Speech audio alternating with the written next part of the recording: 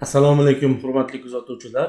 Ba'zan ovulyatsiyani kechikishi degan narsani eshitib qolamiz. Ya'ni homiladorlikni hisoblagan paytda muddati noto'g'riroq chiqadigan bo'lsa, senda ovulyatsiyang kechikkan degan gaplarni aytishadi. Umuman bugun bu videoda mana shunaqa narsa, ya'ni ovulyatsiyani kechikishi degan narsa bormi yoki yo'qmi? Mana shu narsa haqida tushuntirib berib o'tmoqchiman va shu bahonada birato'la yana oldingi olgan bilimlarni qaytarib olamiz. Ya'ni ovulyatsiyani o'zi nima edi, hayz sikli nima edi, mana shu narsalar haqida ham ozgina yana qo'shimcha tushuntirishlar berib o'tib ketaman. Demak, boshladik. Ma'lumki, ovulyatsiya degani bu tuxumdondan tuxum hujayrani chiqishi. Ya'ni tuxumdonda sikl ikkita fazali bo'ladi. Follikullar faza deymiz, follikulda yetilishi. Tuxumdonda ko'plab follikullar bo'ladi. Bu follikullar bittasi yoki ikkitasi dominant follikul shaklida o'sib, boshqalaridan ko'ra ko'proq o'sib, yetilgan o'lchamga keladi. Ya'ni 20 mm bilan 30 mm orasiga kelganda ovulyatsiya yuz beradi. Ovulyatsiya deganimiz mana shu yetilgan follikulda yorilishi. Bu yorilish bir necha daqiqa davom etadi. Ya'ni bu juda uzoq vaqt davom etadi, bir necha daqiqa davom etadi va bu follikul yorilgandan keyin follikulning ichidan tuxum hujayra chiqadi. Tuxum hujayra chiqqandan keyin agar bu tuxum hujayra spermatozoidlar bilan urug'lanadigan bo'lsa, mana shu tuxum hujayradan homila hosil bo'ladi. Endi yorilgan follikulni o'rnida luteinizatsiya deymiz, luteinlovchi gormonning ta'sirida sariq tana hosil bo'ladi. Ya'ni bu yorilgan joyda o'rnida sariq tana hosil bo'ladi va bu sariq tanadan progesteron gormoni ishlab chiqariladi va ikkinchi fazasi tuxumdan siklning birinchi fazasi follikullar faza dedik, ikkinchi fazasi mana shu luteinlovchi fazasi hisoblanadi. Follikullar faza bu ovulyatsiya bilan tugaydi, keyin luteinlovchi fazasi boshlanadi. Va oxirida, siklning oxirida agar bu tuxum hujayra, chiqqan tuxum hujayra urug'lanmaydigan bo'lsa, ya'ni homila yuzaga kelmaydigan bo'lsa, hayz yuzaga keladi. Ya'ni mana shu sikl davomida, tuxumdonni sikli davomida bachadonni endometriyasi o'sadi, qalinlashadi, qon tomirlariga boylashadi va oxirida homila yuzaga kelmaydigan bo'lsa, bu ko'chib tushib ketadi. Ya'ni gormonlarning balansini o'zgarishining ta'sirida oxirida ko'chib tushib ketadi, natijada hayz yuzaga keladi. Umuman olganda hayz degani mana shu ikkita fazali tuxumdan siklidan keyin jinsiy yo'llardan qonli ajralmalar kelishi. Ya'ni endometriy ko'chib tushib ketgandan keyin birga qo'shilib haligi qon tomirlari ham tushib ketadi, natijada hayz yuzaga keladi. Endi hayz siklining davomiyligi 24 kundan 38 kungacha bo'ladi. Ba'zi adabiyotlarda 21 kundan 35 kungacha deyiladi. Umuman mana shu 24 kundan 38 kungacha bo'ladi hayz siklining davomiyligi. Bundan kalta bo'lsa ham yoki bundan uzun bo'lsa ham bu buzilgan sikl hisoblanadi, ya'ni noto'g'ri sikl deb hisoblanadi. Endi yuqorida aytdik, ikkita fazali tuxumdan siklidan keyin tug'ruq yo'llaridan yoki jinsiy yo'llardan qon kelishi hayz deb ataladi dedik. Endi ovulyatsiya degan narsamiz, ya'ni o'sha tuxum hujayrani chiqishi, follikul yorilib tuxum hujayrani chiqishi bu siklga nisbatan ma'lum kunda bo'ladi, ya'ni o'zgarmas kunda bo'ladi. Bu kelaturgan hayzdan taxminan 12-17 kun oldin bo'ladi. Ya'ni ovulyatsiyani qachon bo'lishi bu hayzni boshlanganidan emas, balki keyingi keladigan hayzdan hisoblagan ma'qulroq, chunki follikulyar faza hamda luteinlovchi fazani bekorga aytib o'tmadik. Mana shu hayz siklining davomiyligi, hozir aytgandek, kimlardir 24 kunlik, kimlardir 28 kunlik, kimlardir 30 kunlik, kimlardir 35 kunlik sikl davomiyligi bu birinchi fazani davomiyligi bilan bog'liq. Ya'ni ayollarda birinchi faza, follikulyar faza har xil uzunlikda bo'lishi mumkin.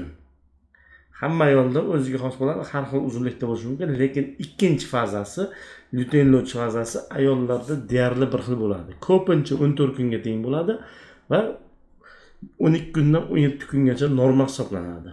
Ya'ni kimdadir har safar kelaturgan hayzdan 12 kun oldin yoriladi, kimdadir 17 kun, kimdadir 15 kun oldin yoriladi. Umuman olganda ikkinchi fazasi, luteinlovchi fazasi bu nisbatan o'zgarmas hisoblanadi. Endi bir kun yarim kun o'zgarishi mumkin, lekin umuman olganda kunlab o'zgarib ketmaydi.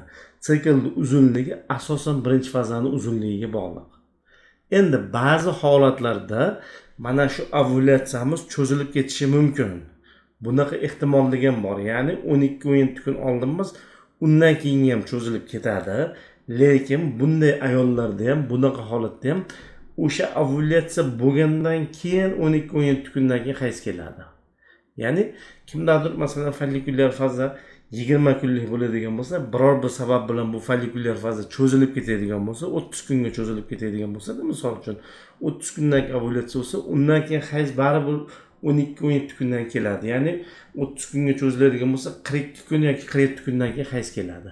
Ya'ni aytmoqchi bo'lganim, ovulyatsiya cho'zildimi, demak hayz ham cho'ziladi.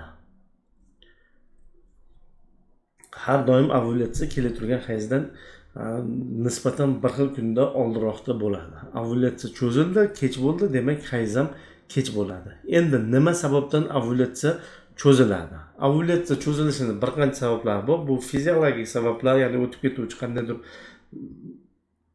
ayolning salomatligida jiddiy o'zgarishlar bo'lmagan sabablar bo'lishi mumkin, hamda qandaydir kasalliklar bo'lishi mumkin.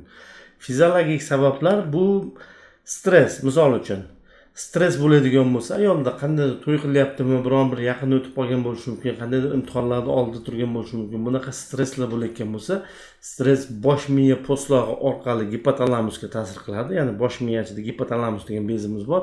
Bunga ta'sir qiladi va shu ta'sirlarning oqibatida bu menstruatsiya boshqarilishining o'zining tizimlari bor. O'shalarning oqibatida follikulda yetilishi kechikadi. Yetilishi kechikkandan keyin tabiiyki ovulyatsiya ham kechikadi. Jismoniy tarbiya bilan, jismoniy sport bilan juda ham keskin tarzda shug'ullanish, ya'ni ayol jismoniy tarafdan juda aktiv bo'layotgan bo'lsa, jismoniy tarbiya bilan xususan juda aktiv shug'ullanayotgan bo'lsa, bunaqa holatlarda ham aynan o'sha tizim orqali, bosh miyaning tizimi orqali ovulyatsiyani kechikish yuzaga kelishi mumkin. Kechikish yuzaga kelgandan keyin tabiiyki hayzni kelishi ham kechikadi. Bundan tashqari ayolni birdaniga semirib, birdaniga ozib ketishi, bu narsalarda ham kechikish bo'ladi. Yoki homiladorlik paytida progesteron gormoni o'ta yuqori bo'ladi ayolning qonida va mana shu bosh miyadagi yo'l bloklangan bo'ladi. Natijada follikul yetilmaydi. Bu ayollarda aynan follikulyar faza bo'lmaydi. Shuning uchun ham hayz kelmasdan yuradi. Agar homilador ayolda qon kelib qoladigan bo'lsa, bu hayz hisoblanmaydi. Bu boshqa sabab bilan kelayotgan bo'ladi. Bu hayz hisoblanmaydi. Umuman follikulyar faza yo'qligi uchun, juda cho'zilib ketganligi uchun shu homiladorlarda ham qon kelmaydi. Yoki emizikli ayollarda ham prolaktin gormoni yuqoriligi sababli follikul yetilmaydi. Yetilmaganligining oqibatida hayz kelmaydi. Bularda ham cho'zilish bo'ladi. Ya'ni ovulyatsiyani cho'zilib ketishi bo'ladi. Va patologik sabablar bilan bo'lishi mumkin. Ya'ni ayrim kasalliklar. Masalan, o'sha hayzni buzilishiga sabab bo'luvchi istalgan kasallik, qalqonsimon bezli kasalliklar bo'lishi mumkin, giperprolaktinemiya deymiz, polikistoz deymiz, boshqa umuman bepushtlikka sabab bo'luvchi juda ko'pgina kasalliklar aynan ovulyatsiyani buzilishi bilan boradi. Ovulyatsiya juda ham cho'zilib ketadi. Cho'zilib ketgandan natijada ayolda ham hayz buzilib ketadi. Endi yuqorida aytgan fiziologik sabablar, endi tug'ruq bilan emizikli payt bu boshqa narsa. Stress sababli keskin ozish yoki keskin semirib ketish, qandaydir jismoniy mashqlar, boshqalar, bunaqa sabab bilan odatda buzilish 1-2 oy davom etishi mumkin. Ya'ni ayol normada hayz ko'rib kelyapti, har 28 kundami, har 30 kunda yoki 32 kunda normada hayz ko'rib kelyapti-da, qandaydir tashqi sabab bilan ovulyatsiyasi cho'zilib qoldi, cho'zilgandan keyin hayzi ham cho'zilib qoladi va keyingi oylardan o'z o'rniga tushib ketaveradi. Agar shunaqa bo'ladigan bo'lsa, bu kasallik deb hisoblanmaydi. Ya'ni ayol normada hayz ko'ryapti, orada bir marta buzilish bo'lyapti.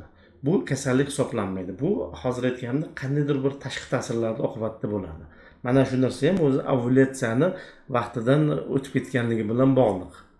Endi surunkali ravishda mana 3 oydan ortiq anovulyatsiya bo'ladigan bo'lsa, 3 oydan ortiq follikul yetilib yorilmaydigan bo'lsa, surunkali anovulyatsiya deyiladi. Ya'ni yetilib yorilmayapti, ovulyatsiya bo'lmayapti degani anovulyatsiya degani.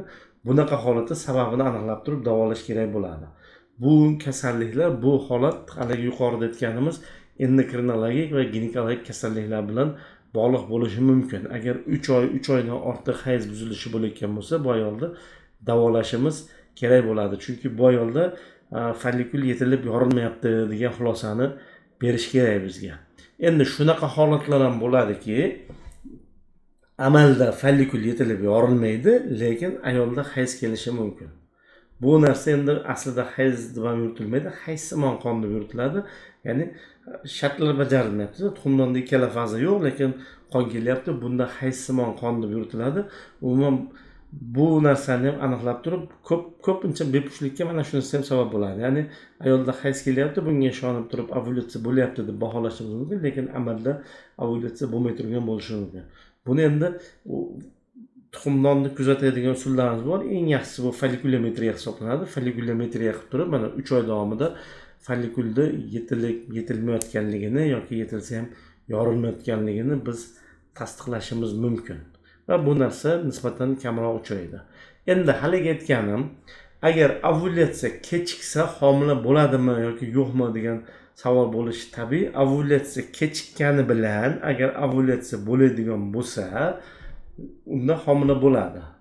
Ya'ni kechikkani bilan follikul yorildi, tuxum hujayra chiqdi. Agar u tuxum hujayra urug'lanib qoladigan bo'lsa, bunda homila bo'ladi va mana shu narsa hisoblashda ozgina haligi tushunmovchiliklar kelib chiqarishi mumkin. Ya'ni bir hafta 10 kunga hisoblarimiz farq qilib qolishi mumkin. Shuning uchun ham hisob-kitob qilinganda, ya'ni homilani muddati hisob-kitob qilinganda ko'pincha mana shunaqa sporni holatlar deymiz-ku, mana shunaqa holatlarda kichik muddatdagi, ya'ni 10-12 haftadagi uzilarni e'tiborga olishimiz kerak. Ya'ni faqatgina hayzga qaramasdan 10-12 haftadagi uzilarga qarab turib ham homilani hisoblashimiz kerak bo'ladi muddatini. Eng aniq muddat o'zi asli ana shu narsa, ya'ni kichik muddatdagi homiladorlikda bosh suyagini o'sha tepa qismi bilan dumazasini orasidagi masofa o'lchanadi, kater deb yuritiladi. Ana shu masofani o'lchangandagisi eng haligi to'g'risi hisoblanadi. Chunki hozir aytganimdek, hayz ham o'zgarishi mumkin. Bu absolyut haligi buzilmaydigan, o'zgarmaydigan narsa emas. Hayz ham o'zgarishi mumkin va katta muddatda homilani o'lchami hammada har xil bo'ladi. Kimdir 2,5 kilo bola tug'adi, kimdir 4 kilo, 5 kilo bola tug'adi. Shunga bog'liq tarzda muddati har xil chiqishi mumkin. Shuning uchun ham ana shu kichik muddatdagi homiladorlikda homila o'lchovi eng anig'i hisoblanadi. Bu mavzu haqida aytadiganim shulardan iborat. Yana sizda qanaqa savollar bo'ladigan bo'lsa, umuman sizda shunaqa holat uchraganmi? Shunaqa holat uchragan bo'lsa, qanaqa qilib yechim qilgansiz? Mana shu narsalar haqida sharhlarda ma'lum qiling. Boshqalar uchun ham qandaydir bir axborot bo'lib qolardi. Kanalga obuna bo'lmagan bo'lsangiz, obuna bo'lishni unutmang. Qo'ng'iroq tugmachasini bosib qo'ysangiz, yangi joylangan videolardan birinchilardan bo'lib ogoh bo'lib turasiz. Omon bo'ling.